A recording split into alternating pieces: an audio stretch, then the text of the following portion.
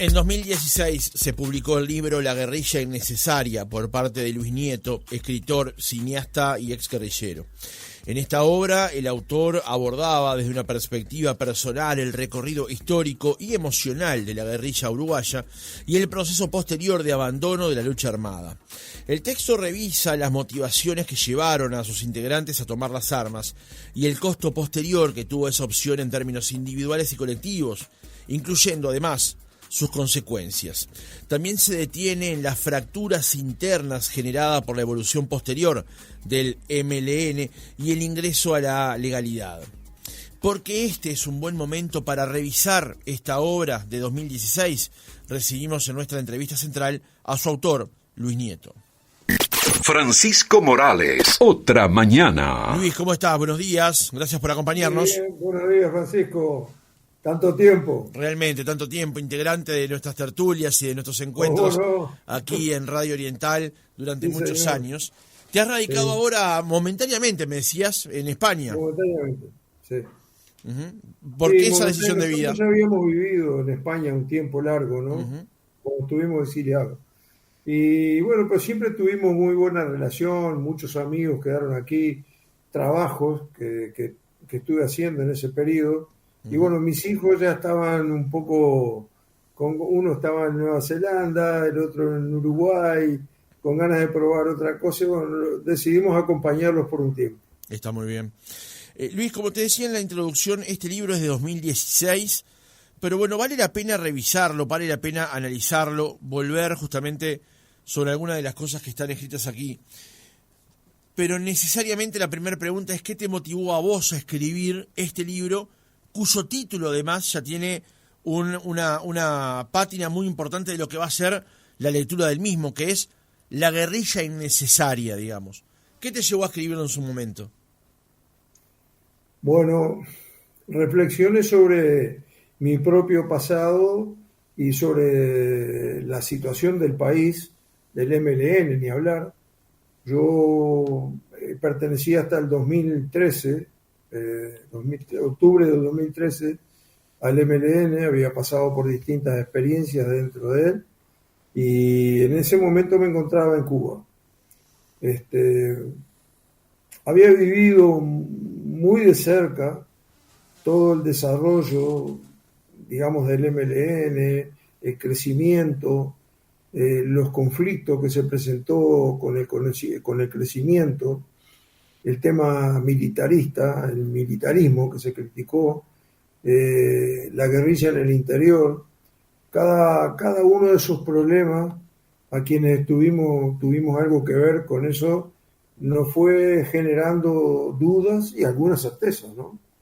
En el año 2013 yo ya había estado preso en Uruguay, tuve mucha suerte, había sido procesado por la justicia civil y estuve un año y poco, había caído legal, no era clandestino tampoco.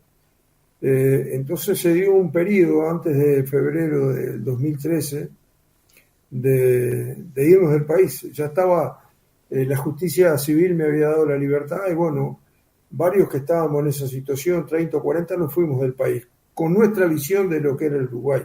Estábamos a poco del golpe de Estado, ¿no? Habíamos vivido lo de febrero, a los movimientos que hubieron en febrero. Yo personalmente... Estamos hablando del 73, Luis, efectivamente. 73. Exacto, 73. porque en un momento dijiste 2013, capaz que la gente se confundió. Estamos hablando de 1973. 73, perdóname, me debo haber confundido.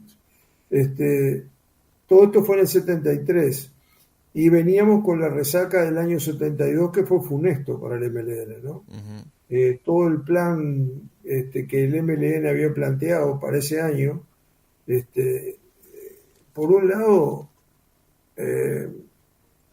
colisionaba con la propia realidad electoral del país, que por primera vez la izquierda se presentaba unida, los distintos partidos de izquierda, las distintas opciones, incluyendo al MLN, en una opción electoral.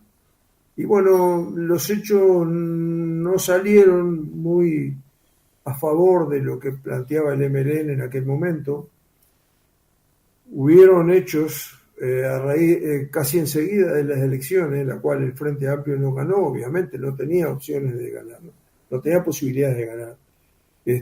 Pero el MLN apretó el acelerador, habló de guerra civil en diciembre en una proclama que se hizo en Paysandú. Hubo unas conversaciones con los militares. Todo eso fueron hechos que a raíz del año 73 me hizo plantearme, estando en Cuba, dejar la lucha armada. Uh-huh. Después de ese proceso continuó en otros compañeros y se acentuó, digamos, entre el 74 y el 76. Eso motivó, digamos, que yo escribiera ese libro y le pusiera ese título, porque a esa altura yo estaba convencido de que la guerrilla había sido no solo innecesaria, sino dolorosa para el país. Uh-huh.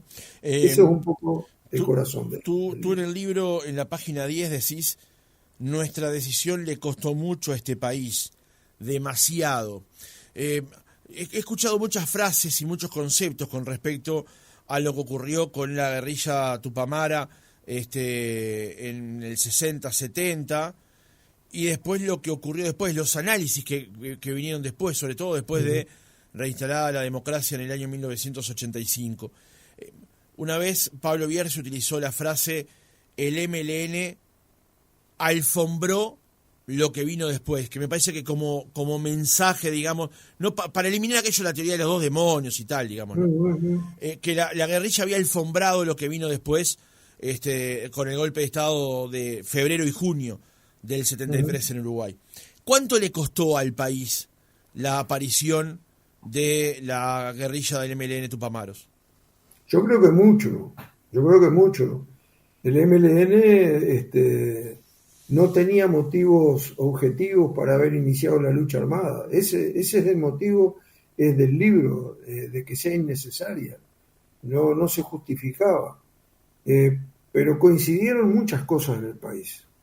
El desgaste de los partidos tradicionales, la falta de respuesta de los partidos tradicionales, respuestas maduras, políticas, ponderadas, para enfrentar una crisis como la que ya se vivía. No solamente con el MLN, sino una crisis económica y social que no supo manejarla. Mirá, yo recuerdo, y siempre lo digo, ¿no? En el año 80 tuvimos reuniones políticas en España, ¿no? Un día en casa yo bajé con Carlos Julio Pereira a tomar un taxi, lo acompañé hasta abajo del edificio, y me da un abrazo y me dice, porque habíamos estado hablando de esto, ¿no?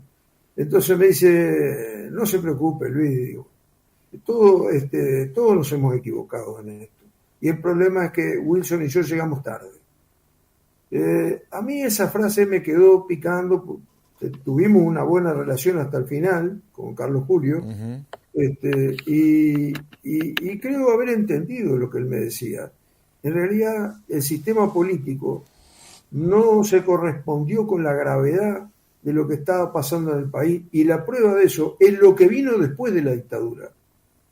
Es lo que vino después, que tampoco le ha dado en el clavo.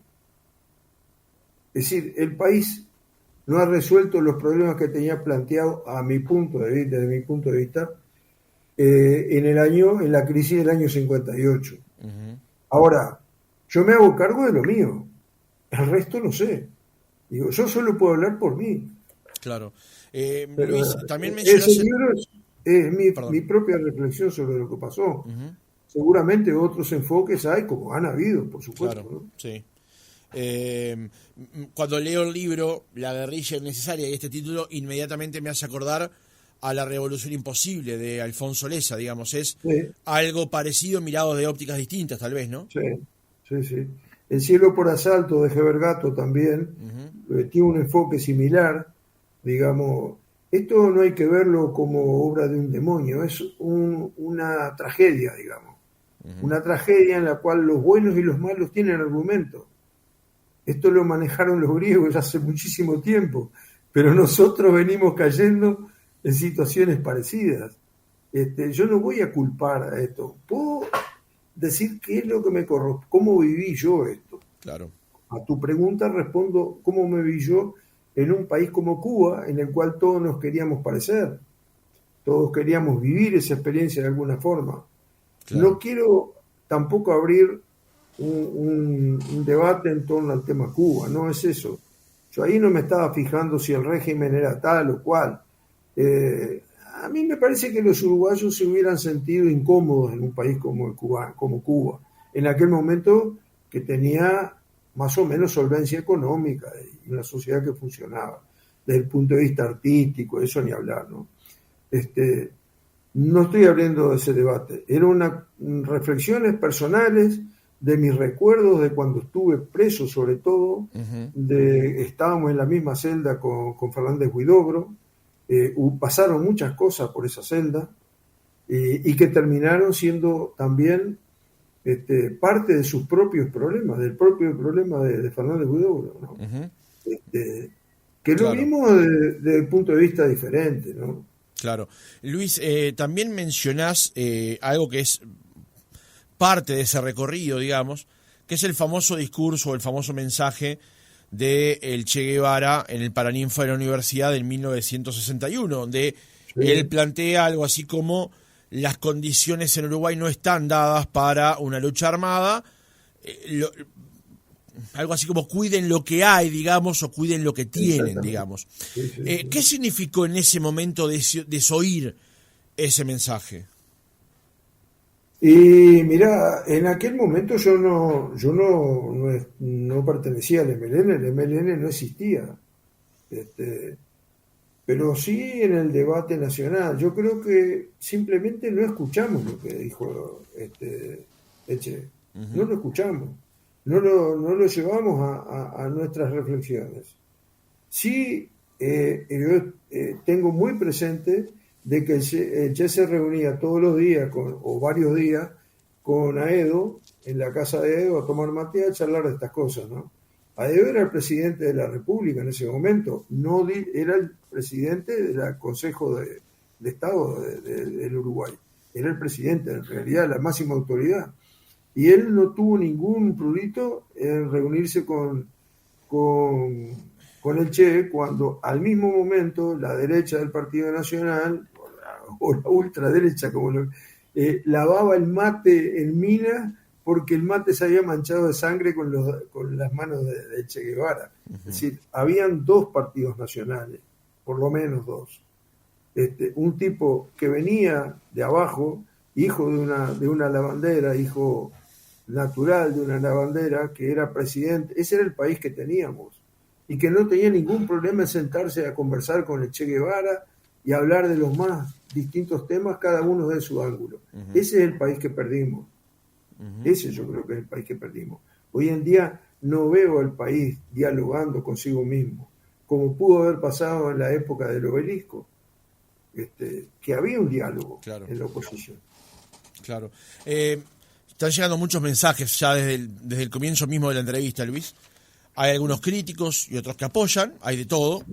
El oyente del 273 dice, buen día, el señor no tiene idea. Nunca quisieron ser Cuba, se refiere a que en ese momento el MLN no apostaba por ser Cuba y que está influido por los militares. Tu opinión estaría, según plantea el oyente, tu opinión estaría influida en este caso por los militares.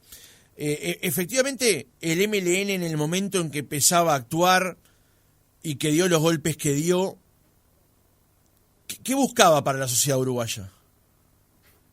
Bueno, buscaba, yo le voy a contestar a ese oyente con el documento número 1 del MLN, que se publicó internamente en el año 66, pero es fundacional del MLN. Y ahí se habla de que el MLN no está en la Sierra Maestra, pero que Montevideo va a ser nuestra Sierra Maestra. Y no se puede decir que nosotros no queríamos orientarnos hacia una sociedad como la cubana. Tuvimos relaciones con Cuba en mucho tiempo. Yo estuve en Cuba, donde nos estábamos entrenando para venir e invadir el Uruguay. Yo creo que hay que decir las cosas como fueron. No hay que tenerle miedo a la verdad. Eso es así.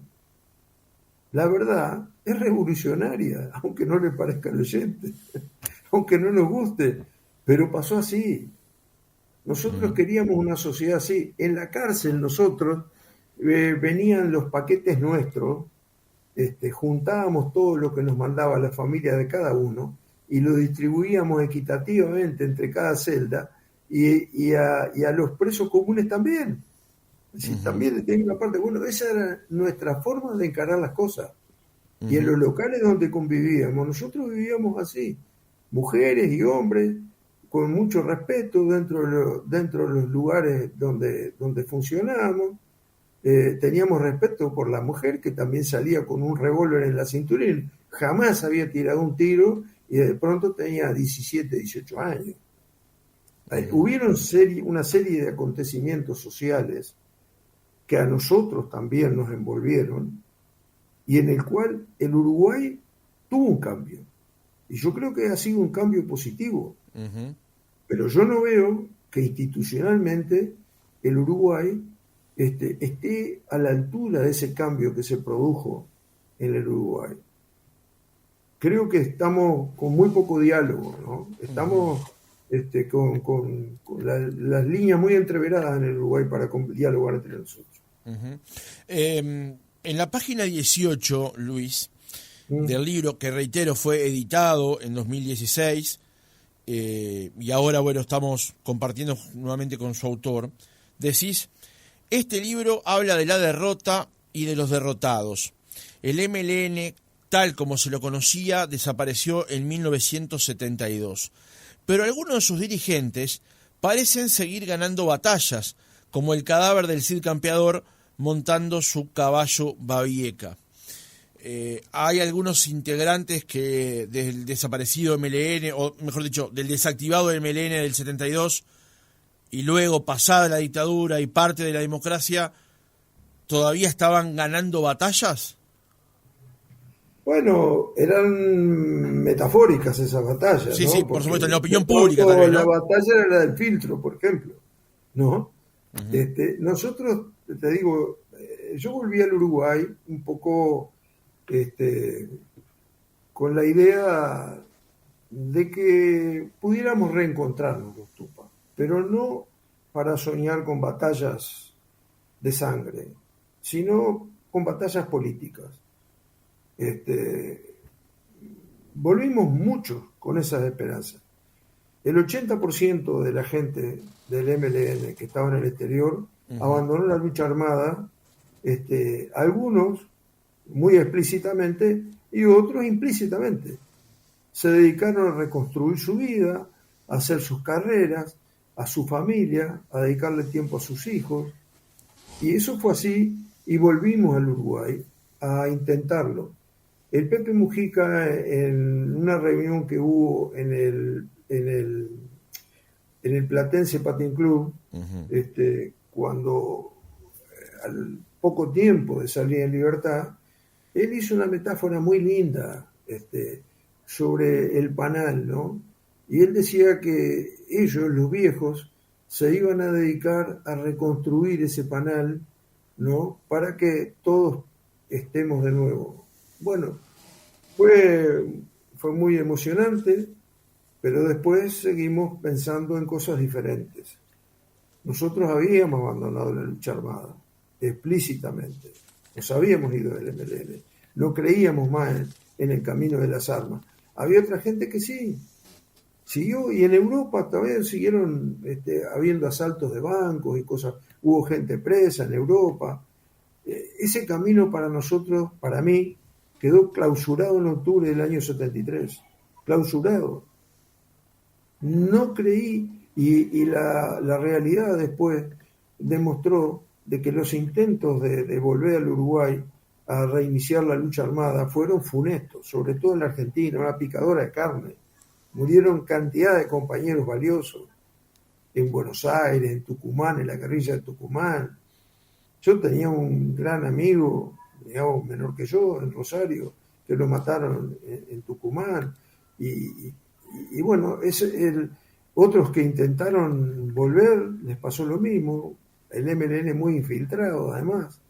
No creíamos en esa vía y no creo que el MLN tuvo un caudal importantísimo de gente valiosa para hacer un Uruguay diferente, un Uruguay más llano, más horizontal, más dialogante. Nosotros en la lucha armada tuvimos conexiones con todos los partidos políticos y con gente de todos los partidos políticos, porque vivíamos en los mismos barrios. Los que éramos legales seguimos viviendo en nuestras propias casas. Estamos en contacto con la realidad. Y los clandestinos andaban con un documento falso, pero caminando por las mismas calles, sentándose en el asiento del ómnibus junto a una persona que no tenía nada que ver. Entonces, sí, pensamos que fue una lástima no haber juntado la colmena que decía el Pepe, y creo que era una abeja solitaria, ¿no? Buscando la fórmula, que tal vez la encontró de otra manera y hacia el final de su vida, ¿verdad? Claro. Luis, el oyente del 009 dice, buen día, ¿considera Nieto que Mujica se llevó información? Esto lo planteo en esta dinámica que se ha planteado, que el mismo Mujica había planteado, que cuando él decía, bueno, lamentablemente nos estamos muriendo todos y el caudal de información se va reduciendo, no eran sus palabras textuales, los estoy parafraseando, digamos, y que además esta herida se iba a cerrar cuando nos muramos todos, fue más o menos lo que dijo. ¿Considerás que Mujica tenía información vinculada a algún asunto que eventualmente no volcó? Bueno, sí volcó en un libro, en Una oveja... Una oveja negra, el poder, de Danza y Tulovich. Ahí está. Ahí comenta algo de un día, un militar que golpeó en la puerta de atrás de su casa, en su casa particular siendo presidente. Le abrió una laptop, Mujica lo hizo entrar, muy amablemente, abrió una laptop y le mostró todo sobre lo que ellos conocían del MLN en ese momento y qué pensaban ellos si alguien lo tocaba alguno de toda esa agrupación, que era muy grande. Y en ese momento Mujica le dijo a Ñato, mira, resolveme este problema. Aquello quedó desactivado. Pero digo que secretos de ese tipo seguramente Mujica se llevó a la tumba, pero yo no creo que haya sido ni por evitar, digamos, ni por temor, digamos. Creo que por prudencia, tal vez. Porque él podría haber echado leña al fuego. Mucha gente que todavía tenía su cabecita puesta en el enfrentamiento armado. Es posible que en ese sentido Mujica haya hecho un favor enorme al país, como también te voy a decir, Francisco, como pasó en el exilio cuando el sector renunciante a la lucha armada se negó a seguir por esa vía, porque yo te pregunto, con este momento, con esto que pasó, con los muertos que hubieron, con las acciones que hubiera pasado si un día te despertás y las noticias son de que los tupamaros borraron un cuartel del interior, lo borraron del mapa, porque militarmente estábamos en condiciones de hacer eso. Y prácticamente las noticias del país, pero sobre todo las grietas que se podrían haber abierto, no se han evaluado responsablemente. Estábamos en pleno entrenamiento en Cuba, con maniobras con el ejército cubano, con un apoyo, una infraestructura muy importante. Aquello hubiera sido realmente una matanza. Por lo tanto, yo pienso que, aún siendo mi opinión nada más la de ese libro, refleja la opinión del 80% de los tupamaros que de una forma o de otra se quedaron quietos en el exterior, aún estando en Cuba. La gente que salió de Cuba no salió con un arma a tirar tiros por todo. Algunos sí, algunos pocos sí. Pero no cometimos el sacrilegio de salir a crear una cosa que ya hasta el año 72, siendo fuertes como éramos y decidiendo cosas en el país, no seguimos. No seguimos. Podíamos haber hecho un desastre, te digo. Otra pregunta que te quería hacer, Luis, con respecto al libro y con respecto a una situación del presente, tiene que ver con el hecho del perdón o las disculpas o los análisis de, de qué fue lo que hicimos y qué fue lo que pasó, digamos. Hay a ciertos integrantes del MLN que, bueno, obviamente todavía están en vida, que no se les ha podido, entre comillas, arrancar esa no sé si confesión o análisis de, bueno, lo que pasó, hecho por nosotros, tuvo estas derivaciones. ¿Por qué crees que hay algunos que no sé si no han sido capaces, no han querido o han optado por no hacer justamente esa introspección? Mirá, yo de gente que fue valiente en su momento, no puedo decir que es por cobardía.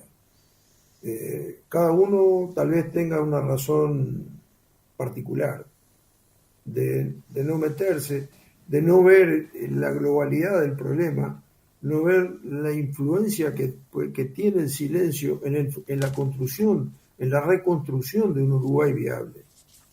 Yo creo que en ese sentido no le voy a echar la culpa a quienes fueron tupamaros. Digo, el sistema también te impone algo. El sistema político te está imponiendo de alguna manera ubicarte en una posición incómoda, porque parecería que si vos decís yo estoy por una democracia real, estoy por la democracia y me jugaría de la misma forma que antes, parece que fueras menos, que fueras un espía, alguien como dijo el oyente hace un momento, ¿no? De que los militares están hablando de esa manera, como que tuviera alguna relación con los militares, no sé. Digo, hay mucha gente que le tiene miedo a eso, a que lo traten de ser un infiltrado, de ser un espía, alguien que no pudo aguantar, yo qué sé. Pueden ser varias las razones, ¿no? Lo que ocurre, Luis, en este caso es que hubo efectivamente integrantes del MLN que tuvieron vínculos muy cercanos con el ejército Sí. en el momento en el que estaba en actividad del MLN y cuando ya no estaba también.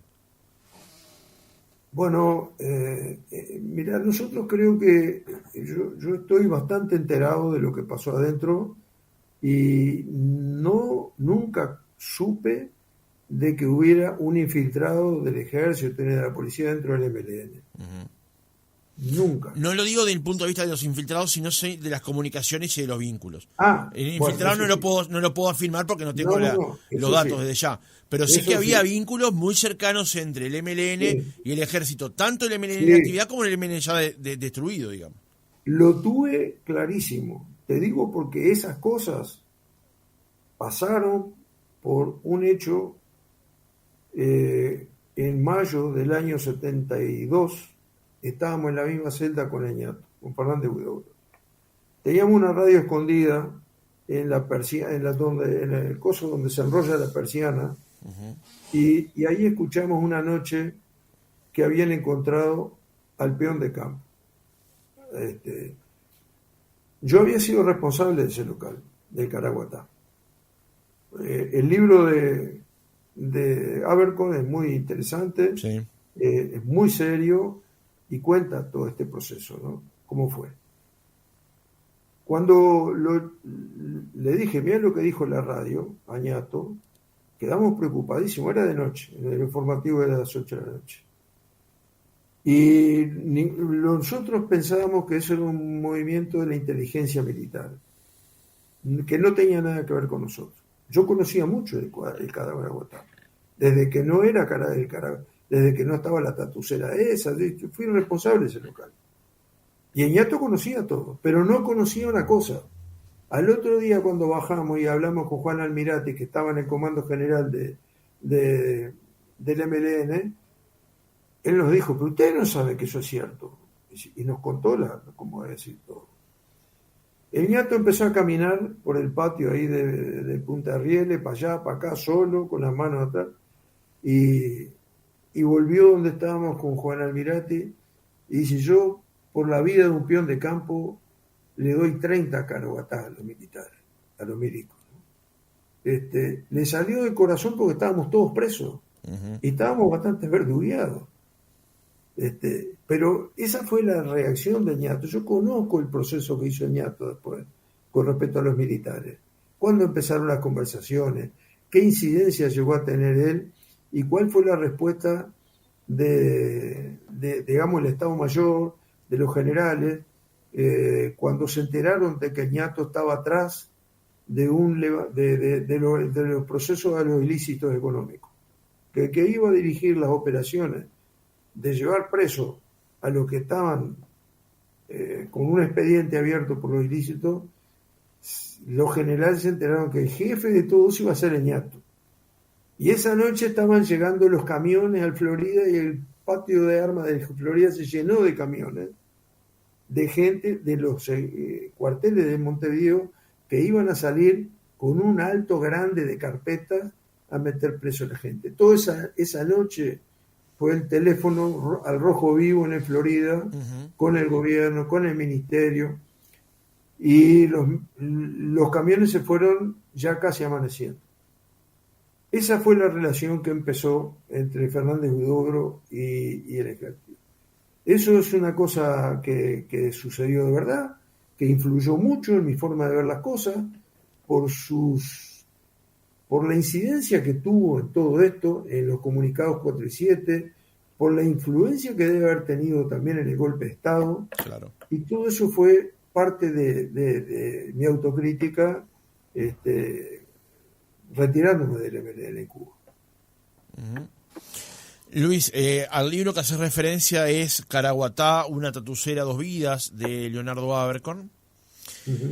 Y hace un poco tiempo, cuando falleció Mujica, Leonardo Abercorn entrevistó a Henry Engler en Desayunos Informales, y hubo mucha polémica porque al final del reportaje, donde casi todo el reportaje versó sobre Mujica y la relación que tenía él con Mujica, él le hace una pregunta con respecto a el asesinato de Pascasio Báez, en función de 2 testimonios de otros 2 tupamaros, que eran Ismael Bassini y Enrique Ossano, vinculados justamente a la responsabilidad que tuvo Henry Engler en el asesinato de Pascasio Báez. ¿A eso te referías?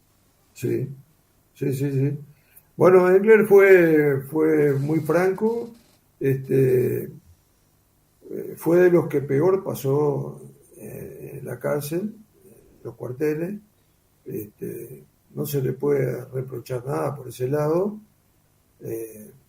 Y él vino a coincidir con esa frase que te decía que me dijo ñato a mí y a Juan Almirati en Punta de Rieles, que él le cambiaba 30 tatuceras como esa. Mirá que aquello fue lo más grande que tuvo el MLN. Bueno, ñato dijo que le cambiaba 30 de esas por la vida de un peón de campo. Es toda una definición ideológica, si querés, política, humana.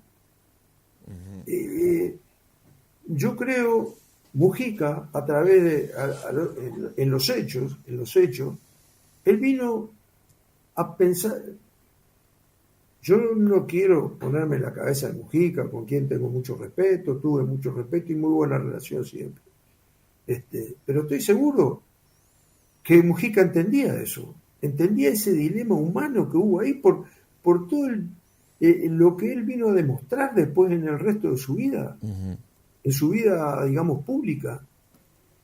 Una cosa es ser clandestino, otra cosa es tener una vida pública con un micrófono puesto todos los días. Vos podés falsear las cosas hasta cierto punto, pero se te acaba pronto eso.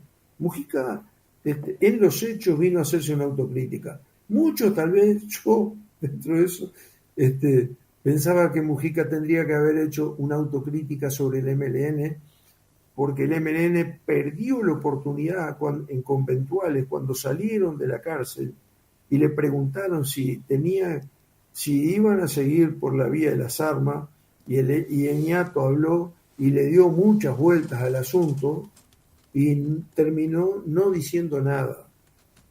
A mí eso, estaba muy, muy convencido de que Eñato iba a entendernos cuando hablásemos de renunciar a la lucha armada. Bueno, perdió una enorme oportunidad, y esa duda, esa sombra, quedó durante años dando vuelta en la cabeza de la gente. Y creo que eso nos hizo muchísimo mal. Muchísimo mal. Podíamos habernos aproximado unos a otros, y en un marco democrático y de compromisos podríamos haber trabajado por el país. Salimos lastimados de ese proceso, y esa lastimadura todavía existe entre nosotros. Creo que Bassini, sí, aún desde un punto de vista más dogmático, si querés, pero él se abre el corazón también, ¿no?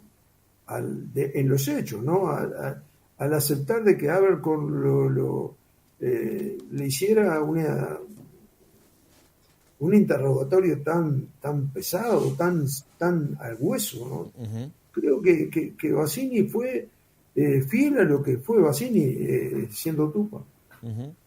La famosa conferencia de conventuales a la que se refiere en esta última respuesta Luis Nieto es esa famosa fotografía en la que Fernández Huidobro está leyendo una declaración y está acompañado, por lo menos en la primera fila, por José Mujica, Leotorio Fernández Huidobro y Jorge Zabalza, entre otros. Luis, en el cierre de la charla de esta mañana, ¿qué es hoy el MLN o cómo definís hoy al MLN, teniendo en cuenta, por ejemplo, las polémicas que han ocurrido en los últimos días o meses, de, por ejemplo, la opinión que tiene MLN sobre el proceso venezolano, por ejemplo? Que, bueno, nada tiene que ver desde hace mucho rato con la democracia lo que ocurre en Venezuela. ¿Qué visión tenés sobre el presente hoy del MLN? Mira, yo no estoy enterado en el día a día del MLN, ¿no? No lo sigo, no estoy enterado. Veo que no hay ningún tupa de fundadores, digamos, y miembros del MLN original. Digamos, con mandos y con responsabilidades y con todas esas cosas. Por las cosas que trascienden, y te diría más que acá incluso le corresponde a Mujica. El hecho de proponerse que el 8 de octubre, que el copamiento de Pando sea el hecho fundamental, la bandera del MLN, a mí no me gusta. No la comparto, y con la gente que yo hablo, digamos, con tupas de antes y eso, es algo que le hace mucho ruido. Porque acá siempre hubo una doble, digamos, visión de los tupamaros. Estuvo esa, la del asalto con sangre o lo que sea, y tuvo la del cuartel de la Marina, el de llevarse 500 y pico de armas sin que hubiera un tiro, sin que hubiera un lastimado, nada, ¿no? Como esas varias, las libras de Milo, que le costó la cárcel a Milo terminó preso por esa acción. La Monti, yo qué sé, infinidad de acciones. El robo de los planos de las cloacas de Montevideo. Ahí tenés, nosotros sabíamos más que la propia intendencia de cómo eran los planos, cómo era el subsuelo. Yo reivindico eso, y creo que hubo una visión Robin Hood, que le dijimos así, del MLN, que era muy seguida por la gente. Eso yo creo que encendió a buena parte de la gente una llamita de esperanza en el MLN. Y eso hay que tenerlo en cuenta, ¿no? Sí, quisimos ser como el Che, quisimos ser como los cubanos, pero a veces no coincidimos en el proceder, ¿no? En el MLN convivíamos distintas versiones de los cambios, ¿no? Luis Nieto, escritor, cineasta, ex guerrillero, autor del libro La guerrilla innecesaria, editado en 2016 por Planeta, que, bueno, compartimos y revisamos esta mañana. Gracias por habernos acompañado. Gracias a vos, Francisco, y a tu audiencia.